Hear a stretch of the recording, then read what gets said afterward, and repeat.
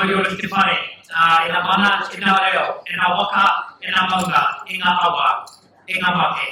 E ngā ihuroa te whenua nei te mā koutou katoa.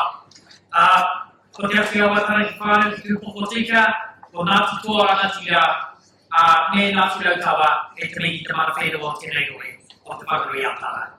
Ko Tānemahuta Gray, ko whenua, tēnei au te kai hautu o Wheako Pōneke. Tēnā te whānau, my name is Tānemahuta Gray. I'm joining Tracey Monastra and Kim Morton this quarter. I'll get them to introduce themselves. But I am the new Kai-Ho-Tu for Wheako Pōneke Express Wellington, was previously the CEO of Auaha and Assistant Director at Kai-Ho-Tu, Kai-Ho-Tu Toi Ōtautahi Productions. Ōtautahi katoa, Australia.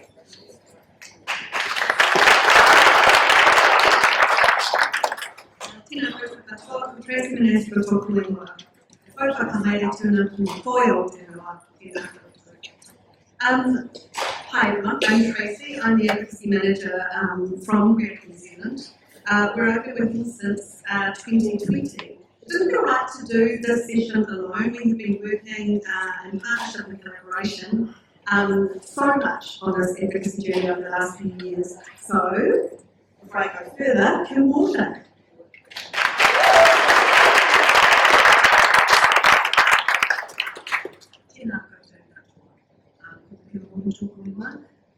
I'm from Ōtautahi and from Ōtautahi Creative Spaces with an awesome team in the audience.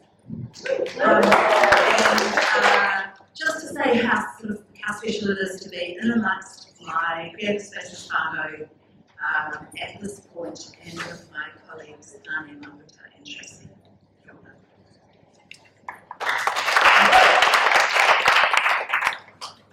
I have this weird thing, right, where if I want to see you, I need to wear these glasses. And if I want to see my notes, I need to wear these glasses. So if I'm looking over my glasses, I'm not trying to do a matronly frown. I don't have the progressive yet. Things change. A huge thank you to Richard, to my old and dear colleague Caleb, and to Fiona and the team at Arts Access Aotearoa. Thank you so much for the invitation to be here, to share some tools and resources that we've developed to help us move along.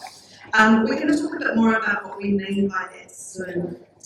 As I mentioned before, Tānemahuta, Kim and I have been working together a lot over the last few years, so it just didn't feel right not to collaborate on this presentation today. We've been developing resources that advocates can use. We've done lots of advocacy ourselves.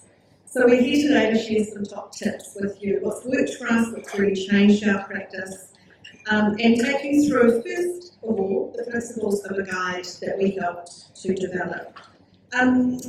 Something Jessica just said, which I think was so apt, was about, we're in the Wāhi, we're doing the work.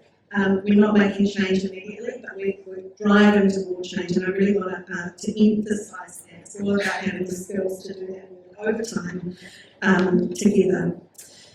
First up, I want to acknowledge that we know it is very, very tough right now. The end of the Ministry of Culture and Heritage funding, without any other stream of government funding available, has hit your sector particularly hard.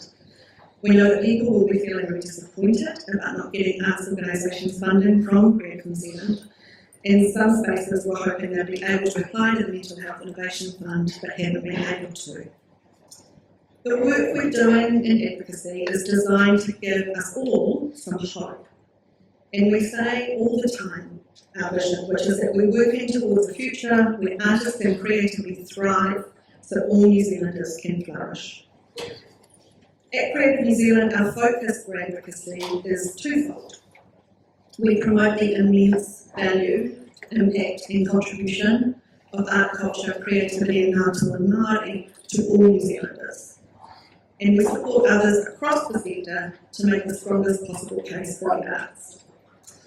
Working with allies is fundamental to how we work, so important, because we know that advocacy takes lots of different people acting together to create change. At its heart, it's about storytelling.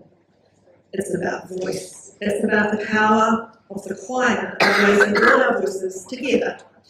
and it's absolutely a long-term mission. At Creative New Zealand, our work comes under 4 pillars or strands that weave together.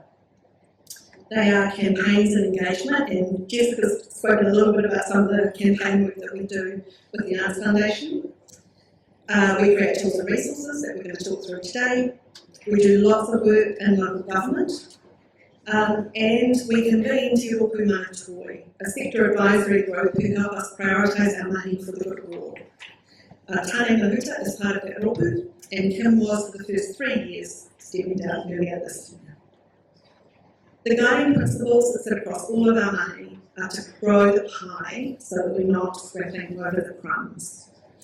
To advocate for art, culture, creativity and Ngātori Māori broadly, so we don't just advocate for what we fund, but for the value of the whole. To work collectively, and part of that collective work means understanding what we're uniquely resourced and mandated to do, and where it's much better for us to swing in behind the voices and the work of others. So where we lead and where we follow. I want to thank you all for doing everything you do in your communities to uplift the profile of arts, culture and creativity, and to advocate for growing the pie.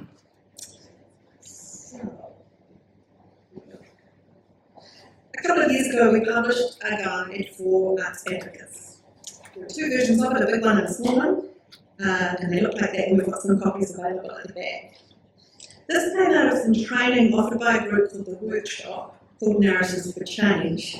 It's probably worth pointing out that one of the founders of the Workshop was also one of the founders of Action Station, and I know Cassie was due to be on the previous panel. She now works for Action Station. We were all really excited about what this evidence-based approach, this Narrative for Change approach, could offer the arts and creative sector, and how it could help us galvanise energy around arts advocacy.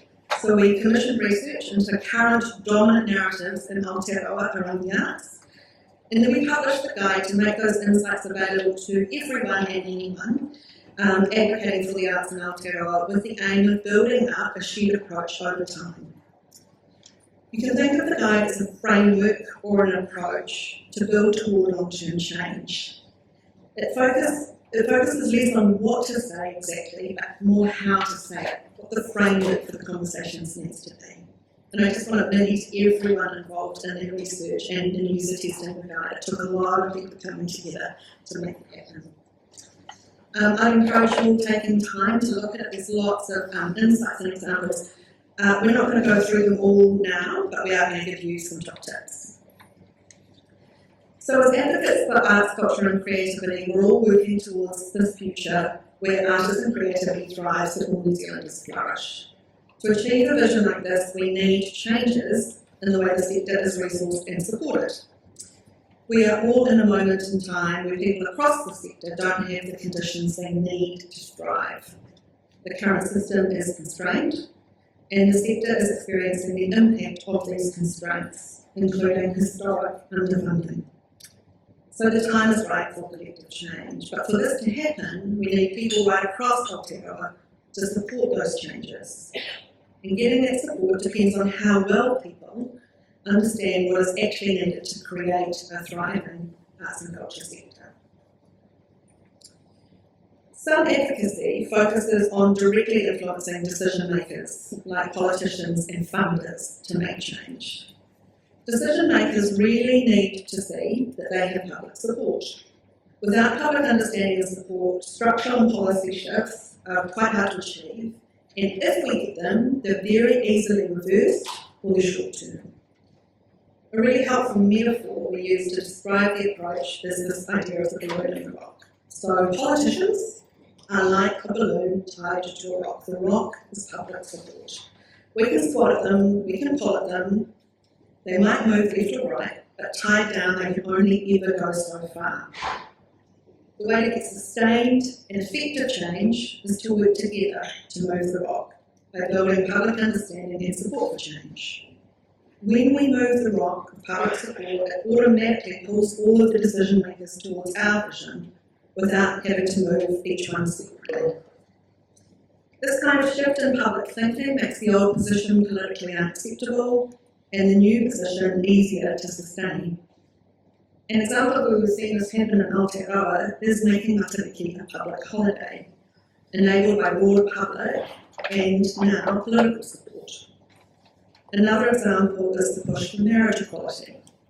We're growing public support influence many politicians to change their minds and support law change.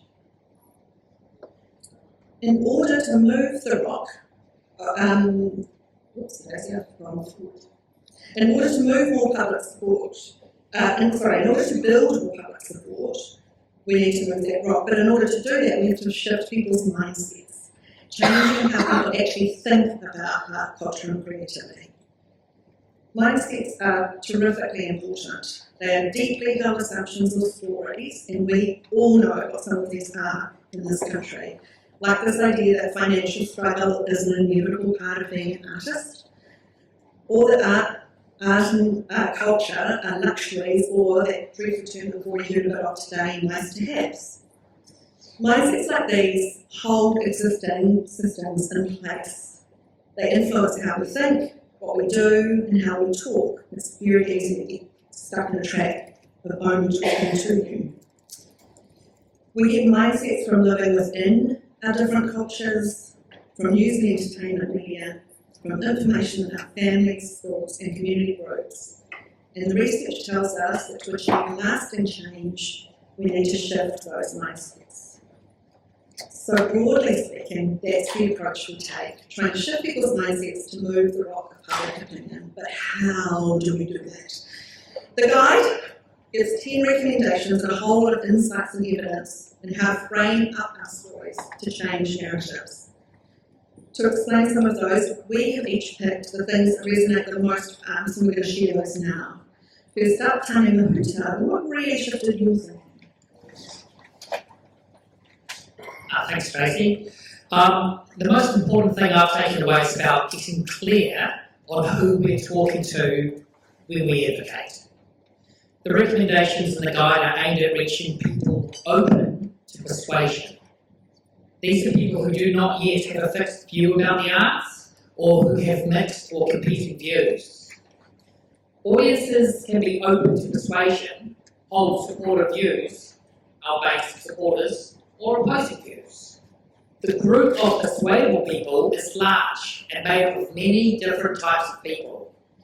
So we should put most of our energy into our persuadables, because that's how we move the rock. The goal of the strategies of the advocacy guide is to grow a larger base of people in Aotearoa who understand and support the changes that will help our sector most.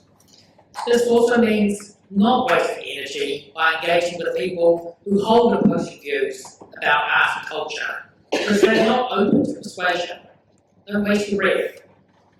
Another really useful insight in the guide is that to persuade people, we need to give them a clear vision, an explanation of barriers, and a pathway to the vision. Using this formula gives people hope that change is achievable and shows what needs to happen.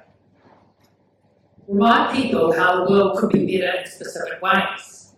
Describe concrete changes in people's lives, environments, and communities. Start with your vision and repeat it often. Repeating your vision gives people hope for a better future and creates a pathway to solutions. So another way to talk about this is to sell the cake and not the ingredients. Now, which will inspire persuadable people to support change? A, an integrated long-term strategy for the arts sector, or B, a vivid picture of the benefits every child in Aotearoa will get from a thriving art, culture and creative sector you get as a result. There's a reason Martin Luther King started his famous speech with "I have a dream." And it wasn't because he didn't have any problems to talk about, or a plan, or a recipe for change. He led with his vision of the future to overcome exhaustion and despair. Once people were inspired and engaged, he told them what was standing in the way and what they needed to do together collectively to overcome those barriers. So, what makes a great vision? It is concrete and gives a real sense of what life would be like once the changes are made. For me, this has been about building equity into arts funding decisions. In order to get Hātu Kuru Naituku Fit in Love off the ground at the recent Aotearoa Festival of the Arts, I shared my vision for large-scale contemporary Māori storytelling on stage. And this was the result. We were able to get 12 large-scale works in the last 50 years presented telling Māori stories on stage. It's better than 11. Another insight I found really useful was that we should explain the barriers we need to overcome and give solutions to those barriers in a chain that supports our vision. Now, there's a difference between a description and an explanation. An explanation helps people understand what got us here and points me to the solutions that will get us to a better future. You can put facts into a story using explanatory chains. An explanatory chain leads to a vision, a link to values, or an explanation of why it matters. It then identifies the cause of the issue up front. It then gives general, direct, and indirect impacts of the issue, with facts supporting that. And then it ends with solutions. It names who should act and what they should do. So why does the order matter? When people connect to the vision, it helps open their mind to the explanation and solution. From there, we can get changes happening. And over to Kim. Top tips. So one of my top tips is tapping into values. We all have deeply held values. That won't come as a surprise to people who work in creative spaces. Values motivate us to act, so we need to engage with people's values to gain their support for change. The research shows that these are the values that people in Aotearoa most value, and they will resonate with you at the heart of our work. So equity and accessibility, art is for everyone, community belonging, connection, identity and care are some of the values that New Zealanders hold deeply. So by using that language and those ideas, it will strengthen our case for art, culture, creativity and ngātoi is essential. Our stories need to make the connection between the art, culture and creativity that people value and what's needed to support artists and the sector. We know from research that people do value art, culture, creativity and ngātoi and understand it's important for community well-being, but it's harder for people to see how the sector is under-resourced and what causes that and what's needed to flourish. Where there are gaps between the art, culture and creativity that people value and the changes that are needed, our brains are wired to fill those gaps with quick thinking explanations. We want to avoid this at all costs because it works against the message that art, culture and creativity is a public good that benefits everyone. So quick thinking explanations might be something like individual artists are struggling, so they need to solve their own problems. It's their own fault. They're not successful because they didn't try hard enough. They may have had choices or they didn't have enough talent. Consumerism is another mindset that can kick in. The best thing I can do is to support artists is to buy their artwork. We do want you to do that, but there's a bigger picture that we need to be aware of. When we frame art, culture and creativity as a public good that builds community well-being, we can then talk about the support that's needed. Art, culture and creativity are a public good. Access to these things are a human right. They're an essential part of the infrastructure of a thriving community. Like other essential community infrastructure like transport, schools and hospitals, the sector needs the right policies and resources. It does really help to emphasise our strengths, not our struggles. Struggles tend to put people off. Emphasising a lack of money or that jobs are under threat can be overwhelming and make us feel hopeless. Starting with strengths, on the other hand, helps activate a collective rather than an individual mindset. The saying we're going to close might earn short-term funding, but it doesn't, so the evidence shows that it doesn't shift mindsets about the critical importance of art, culture and creativity and create a future where there is more support and secure funding for everyone.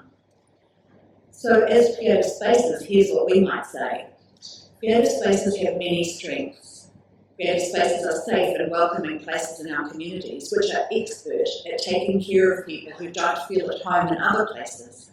We employ experienced artists who have the right touch to help people to explore their creative world.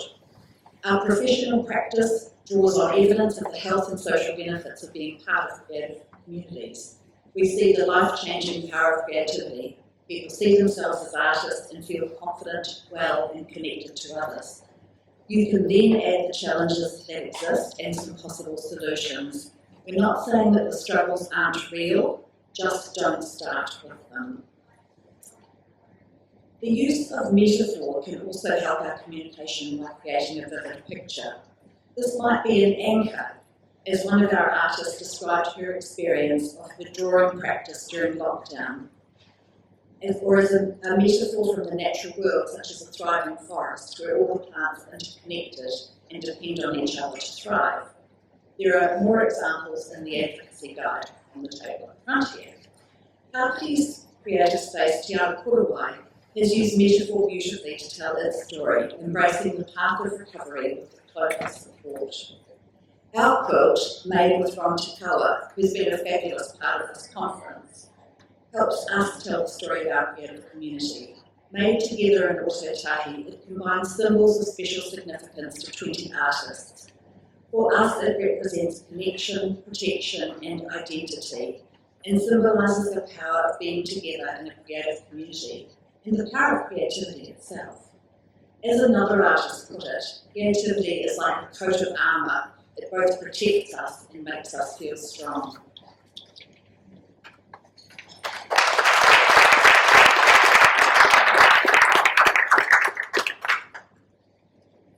So the first thing I really love about everything I've learned using this narrative for change approach is that it affirms the fundamental power of storytelling. It's the stories that we tell and it's how we tell them that is advocacy. So it's really terrific that this has been a really big focus of this conference. The second thing I think I've really taken so much from is this reminder to speak to persuadable audiences. And I just want to acknowledge it is so easy to get stuck talking to our base. Because we all agree, we all love the arts, so it's really affirming to talk to each other. And Jessica spoke a little bit about the work we've been doing trying to get those words out further and grow the awareness beyond our base. So for me, it's much more about everyday conversations at the school gate, or at a family barbecue, or as Jess mentioned, at a dinner table, that these things can happen. You can think about how persuadable people might have different experiences with art and creativity. Perhaps they're relaxed creative, who used to dance or perform when they were younger. We hear from these people a lot. Or maybe they tend to have more mainstream creative experiences like going to concerts or festivals, or they might consider themselves not at all creative. I have many experiences over the last few years when people ask where I work, and I say, I work for Creative New Zealand, and the first thing that people do is like, I'm not creative. It's like, I'm not sure I would get the same reaction if I knew somebody was a sports player. I wouldn't be like, oh, I'm a sports player. Anyway, that's something that people do, which tells us something right. And in that space is an opening. It's in those conversations that we can start to shift people's understanding about the breadth of art, culture, creativity, and art joy. So I also want to really share this thing about the good news being that people do in Aotearoa value, when asked about, they value our culture and creativity. So what that suggests is that we've actually all done a really good job over the years of conveying that value through our advocacy and also through the incredible arts, culture, creative experiences that so many people create and then share with others. But I guess one of the hooks of all of this is that so many of our people that we need to convince only see what's above the line. They only see what steps out above.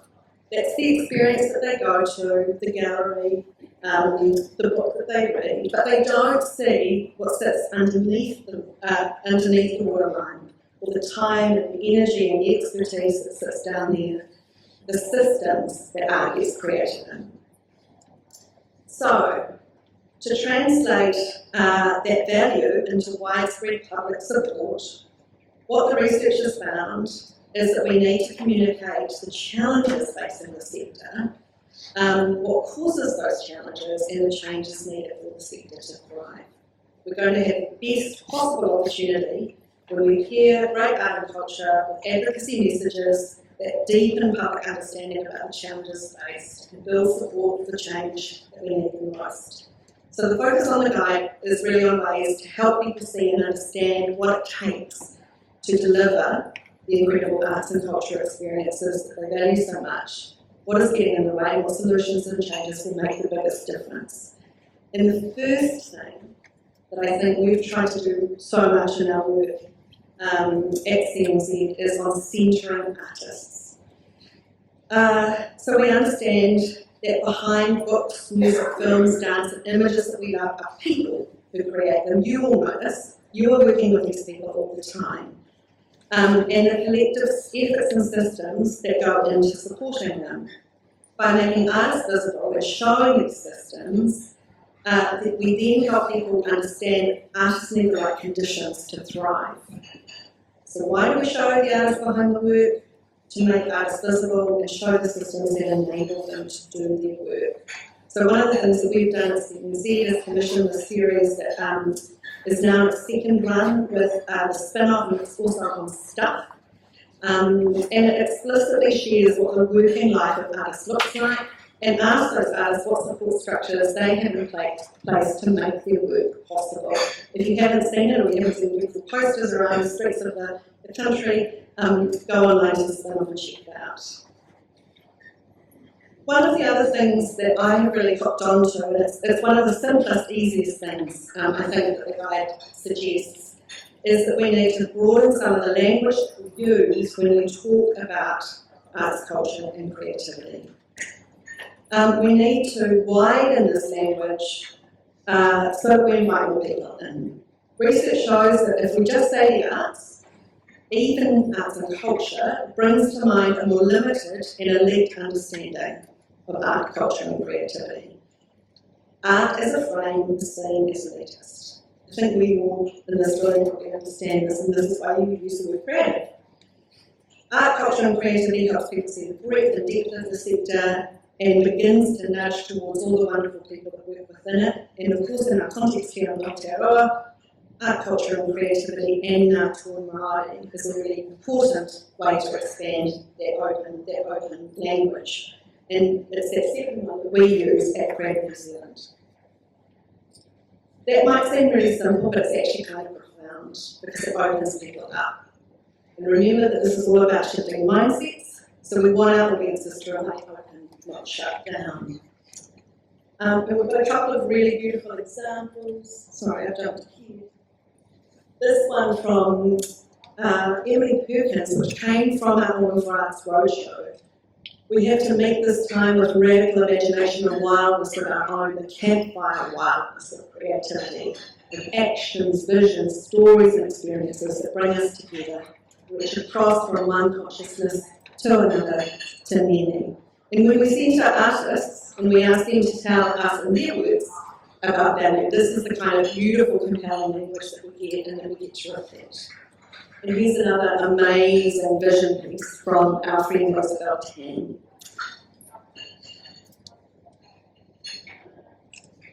The other language thing that I think has been really, really useful for me to learn, and I think I would encourage you all to look at it in the guide too, is to replace language rather than negate it. What that means is that instead of repeating stories that we don't want to tell or arguing against unhelpful narratives, we use any opportunity we have to show and explain the public good that arts, culture and creativity does, the support the sector needs and the powerful role that artists have in our lives, rather than repeating it. When we negate, we repeat, which reinforces the unhelpful narratives and we're drawn away from telling our own story. The best example, I mentioned this before, the best example of this playing heaps at the moment is Nice to Have.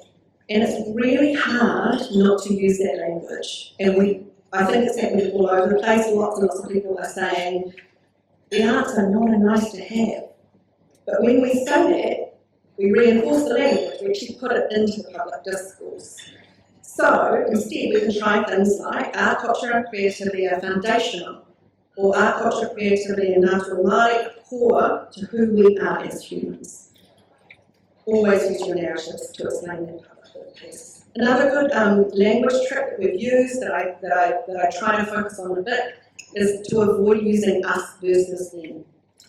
And again, this is something that's playing out heaps at the moment in our public discourse. And there's a particular example that came up a couple of weeks ago about maths versus music. You'll be familiar with this. It's not helpful, and it's not either or. It's both. So we don't need to be oppositional when we talk about these things. It's always about that maths and music. Try as much as possible to be expansive in language. So that is a whistle-stop tour of our guide for arts advocacy. There's heaps of examples in the guide, there's copies here. Our second tool for collective advocacy is evidence. Evidence is profoundly useful. It backs up what we all believe, but other people need to hear it. And the good news is that there's a wealth of evidence that art and creativity are good for us, our whānau, and our communities. A reminder, we don't suggest we lead with evidence, remember vision first, but other audiences, particularly decision makers, really need to know this stuff. It's very, very useful for layering into narrative work to help make the most compelling story. So we have developed a tool which is found on the CMC website called Fact Finder for Arts Advocates to make the evidence of the value of art much, much easier for everybody across the sector to access. It's in the advocacy section of our website. At the moment there are about 300 facts and insights on it, and we're soon going to add some more. You can use the Fact Finder to discover data and insights about the value of art, culture, creativity and Ngāti Māori. And the tool features insights and research from Aotearoa and right around the world. It's searchable by a range of different filters, including subject, theme, art form and region, which are all in the Dropbox on the side. And importantly, when the facts get split up, they're all written as really high-level, pithy statements, the sort of one-liner that you can drop into a speech, or a social media post, or a funding application to support a much bigger narrative. They also all link back to source material and follow reports if you want to do a deep dive, but you're busy people. We know your time poor, so this is all there to make your speeches stronger or your op-eds have that little bit. At Creative New Zealand, we use the data a lot. I use this tool all the time when we're doing work with local government, just to check if there's a particular thing that we need to talk about. A jam it in, it gives me the right data that I need to put into our local government advocacy work. We also use it when we're trying to surface evidence for submissions on other government work programs, which we do quite a lot too. Yeah.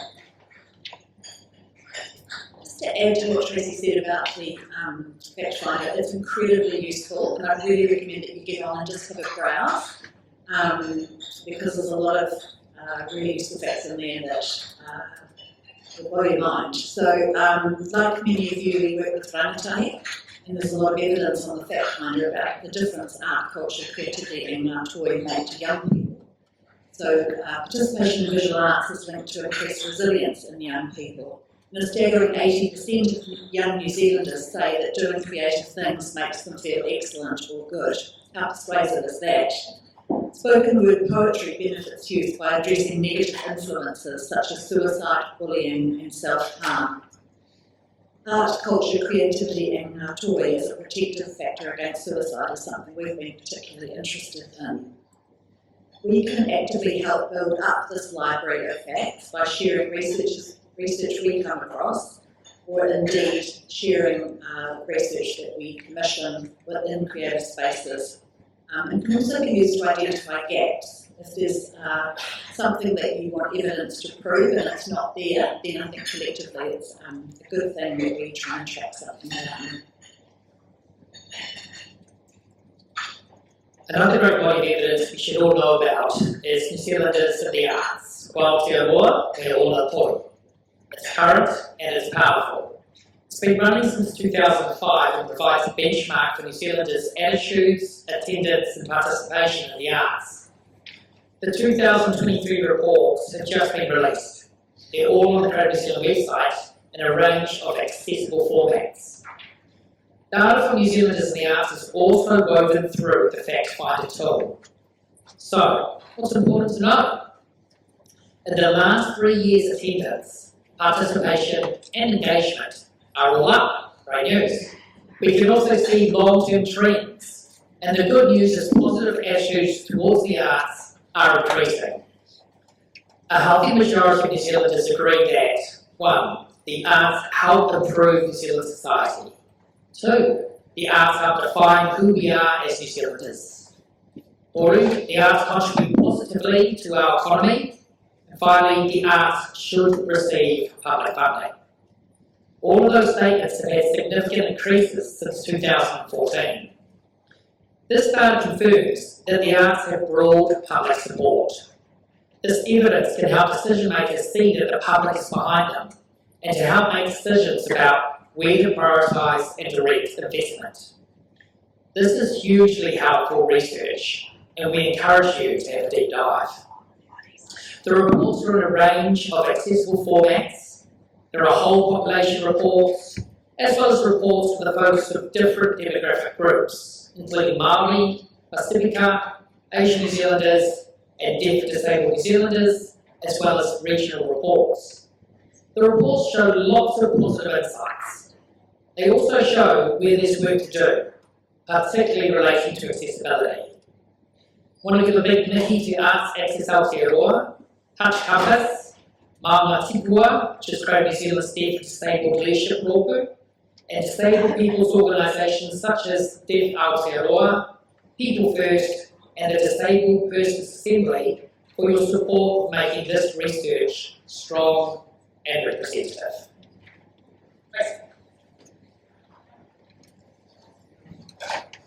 A little bit earlier, we were talking about language. One of the most important spaces that's really useful to shift our language in is when we're talking to local government, and I know that many of you will be doing that. So when I say local government, I'm talking about city councils, regional councils, territorial local authorities. There are 67 of them around the Motu. Local government investment in arts and culture is incredibly significant. I was really interested yesterday the way Minister Goldsmith mentioned central government investment being about $500 million annually. That's right across the arts, culture and heritage road, which is the money that comes from government. What you might not be aware of is that the combined local government investment tops that quite significantly. It sits between $500 and $600 million annually. And crudely, that is roughly 10 times Creative New Zealand's annual budget.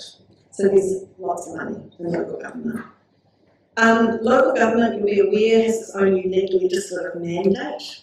And although the government has signalled this week that change is coming, councils are still required to support the cultural wellbeing of the communities under the Local Government Act. That wellbeing framework is terrifically useful to be aware of. It looks for the social, cultural, economic, and environmental outcomes for communities of investment.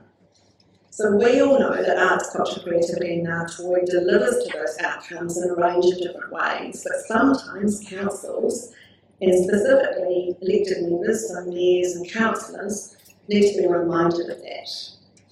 We developed a guide a couple of years ago for councils going through their long-term plans, which outlines the benefits of investing in arts and culture in the community.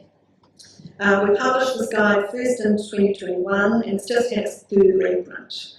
We send it to every mayor and local government chief executive around the country following elections and LTP times, and we use the language from it repeatedly, because one of the most important things in advocacy is repeat, repeat, repeat, repeat. I'm not going to go through the document now, but I wanted to let you all know it's there. It's on our website. We have copies available today. Its aim is very much at the local government decision maker, but as advocates, it's there to borrow language from. You can just lift the language from it and use it in your own way. It outlines the benefits of investing in art, culture and creativity for community wellbeing outcomes, ways that councils can increase support in their communities, and how to involve arts communities in local decision making. We know that advocating to different audiences can feel like a lot at times. So this is just a reminder that our language is there for you to pick up and borrow. And if you want to understand what CNZ is doing with local government, we regularly add stories to our website that are worth checking out. Right now, it's been a double land a couple of days. We've been across the road at Tākina, also attending the Local Government New Zealand conference and supporting a range of sessions and activity there. Some of you may be aware that the Prime Minister made some comments about local government the other day that received quite a bad response. What hasn't been reported is the extraordinary speech that followed the Prime Minister's speech, and that was from John Allen, who's the head of Wellington, New Zealand. He's also the chair of Victoria University, and he spoke off the cuff in one of the most inspirational speeches I think I've ever witnessed. And his message was that creativity was at the heart of local government's work, and it is the heart of how we build community. And he received a standing ovation. So I think that can give us real hope that there are amazing advocates out there speaking into those sorts of rooms as well. So we do work with all of local government, targeted work on lots of different submissions, and we also work a lot with the young elected members because we know that it's with those younger councillors that we can get lots of really great progress for the arts.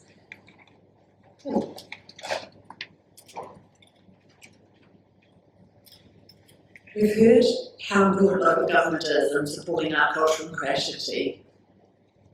Being colourful and bold can help us get the message across.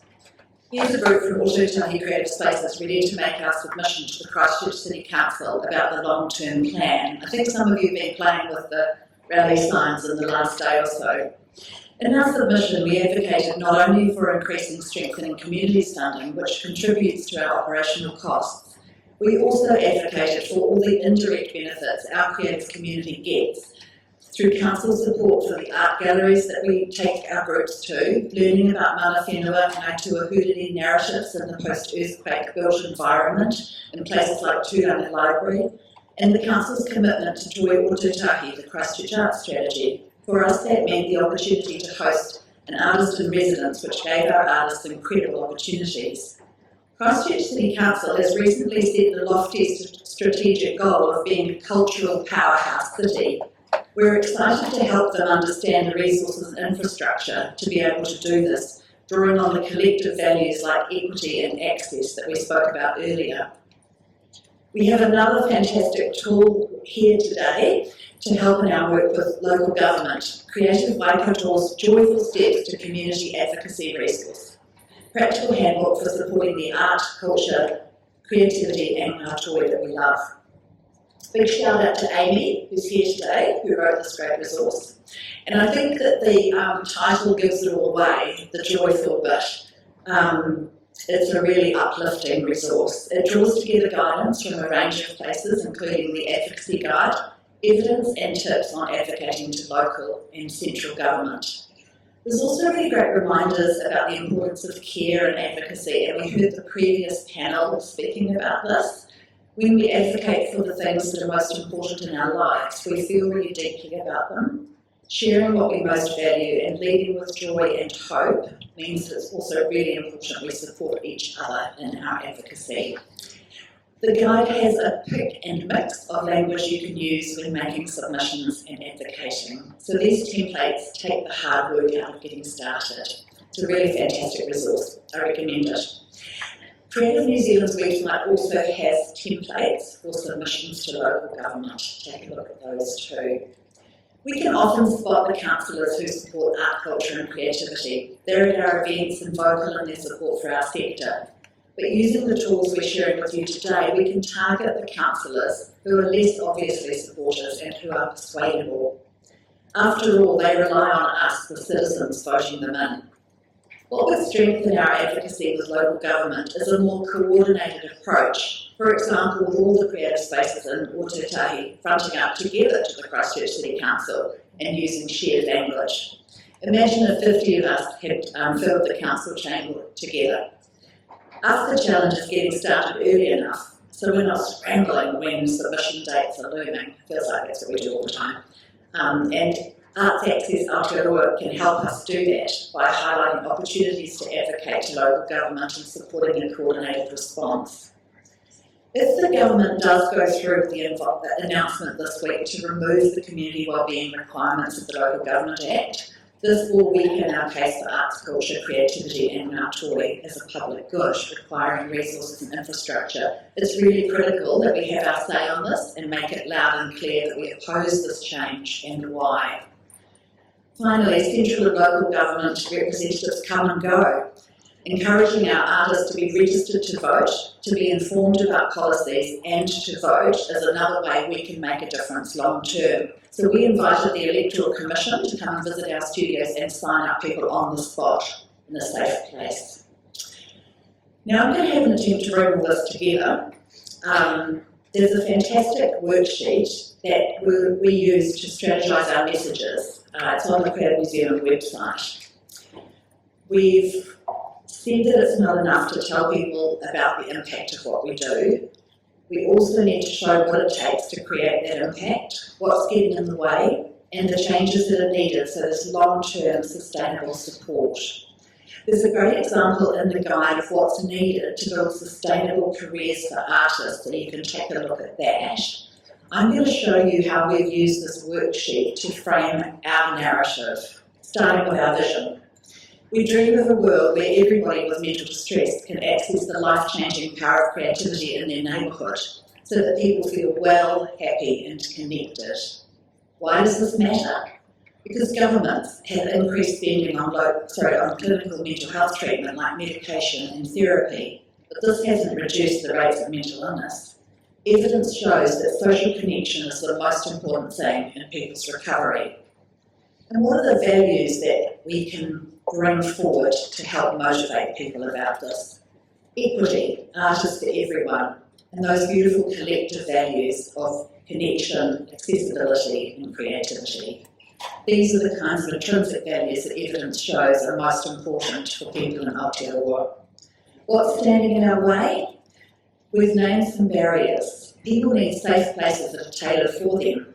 Creative spaces provide that, but face challenges to be sustainable.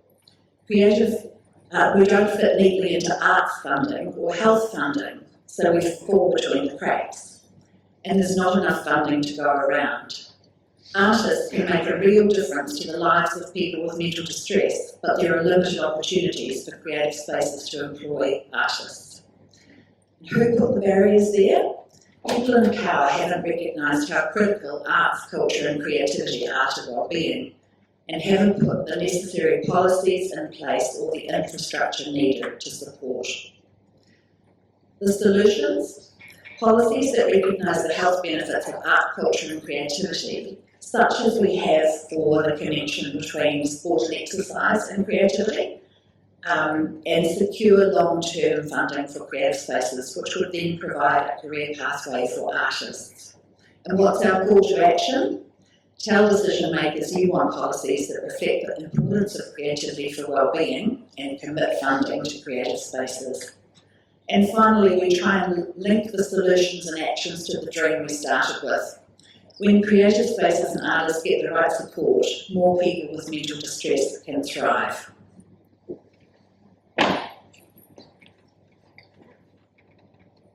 We have covered quite a lot. We've talked through the tips and tricks from the guide. We've given you evidence and shown you where to find more.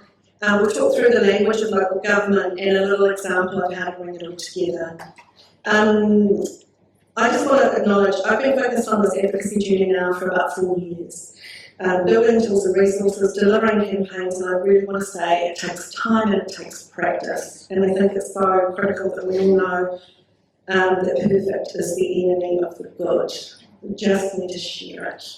There are lots and lots of different ways to advocate. We can be loud, we can be soft, we can be outward facing, like throwing campaigns into the world, but we can also work behind the scenes. And all of those ways are valid and all of them are important.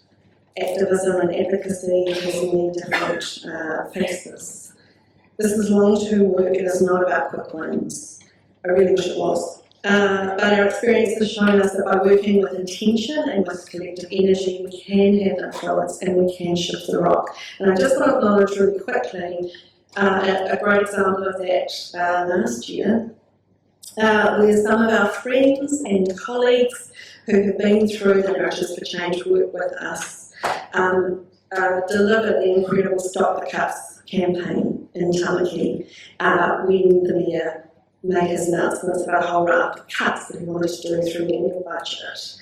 They worked really hard, we strategised together, they developed shared language, and there was a huge community outpouring of storytelling which shifted things.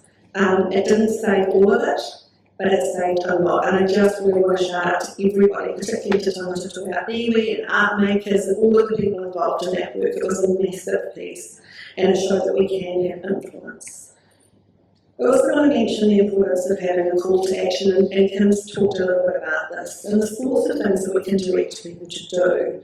Firstly, I would encourage everybody to share stories, to point people to petitions perhaps, to have conversations like the one you have at your kids' put up in school with teachers, or talking to local leaders, and most importantly encouraging people to vote. You'll note that we try really hard not always to lead people down an economic action by the book, by the ticket, by the artwork. That is important without question, but we're also trying to remind people that they're citizens first and foremost. Decision makers, particularly elected officials, the city councillors and local MPs, do actually need to hear from their communities. You all know that, and you know that it means people like you. It is their job to represent all of us. This is about long-term change, and I really want to emphasise what Kim just said, which is that governments come and go. Community remains, and the transformative power of art, culture, creativity and our toy remains. So understand that when you come together, whatever you're doing on social media and any communication you have in your everyday conversations and in your targeted work, everyone is part of developing this beautiful golden thread that weaves all of the narratives together. Another way that I like to think about this, and it's a term that my friend Kat Rocker speaks about a lot, which is that we're building a mosaic. We can each add our own tile, which builds up a beautiful pattern and picture over time. So that's the work that we do with the Arts Foundation. It's Judy Darrow's beautiful, amazing work with AMA. It's Basement's Artists Make Tāmaki campaign. It's our artwork campaign. All of these things and everything you're doing builds a new narrative about art, culture and creativity in Aotearoa. It's a reminder that we're not alone.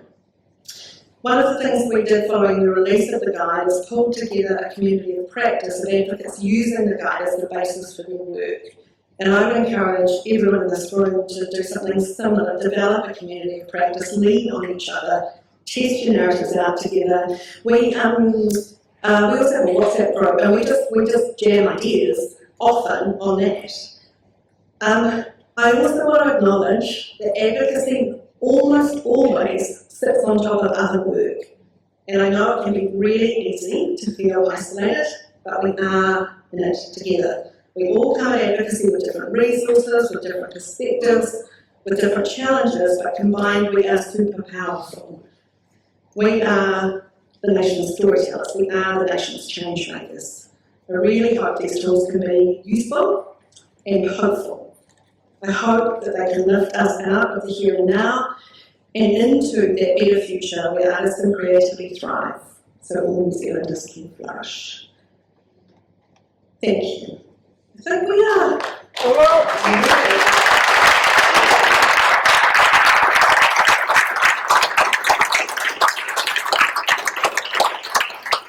We've got 26 seconds. It doesn't seem like a useful period of time for questions and answers. What do you think?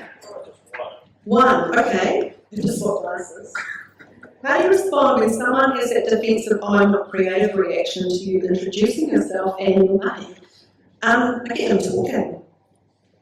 I'm like, oh, did you not do at school? What did you do when you were young? Did you do anything? What interested you? Yeah, I would start there, take them back. Here we go.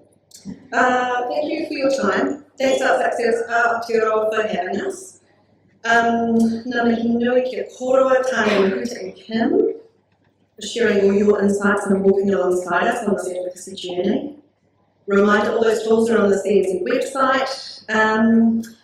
At Creative New Zealand, we continue to make new resources. Next month, we are going to be releasing a new resource for advocates which illuminates the arts funding system so that everybody has got the numbers at their fingertips, and then when you're having conversations, because there's lots of talk about money at the moment, you know what those numbers look like. It shows where the money comes from, and when we know where the money flows from, we know where to direct our asks. So do keep a lookout for that. I would like to invite our panellists just to give quick closing comments now. Thank you, everyone.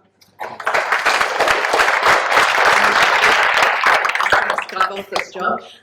Shifting the role involves a shift in our thinking about what we communicate and who with, even if it means going outside our comfort zone. I've got a little mission on the go, which is to talk to GPs and health professionals. I sat next to one at a JOLT conference the other night, and he just turned up, not even know what the concert was about. So boy was he a sitting target.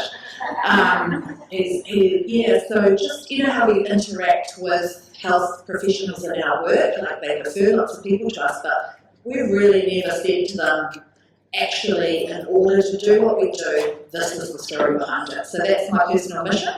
We're stronger together. Let's talk some more about how the Creative Spaces Network can team up to get more confident in our advocacy. So we're singing in that choir that Tracey talked about. It is a way of directing our energy into places that will most likely make a difference long term. And it's always good to have a reason to dress up and make some noise.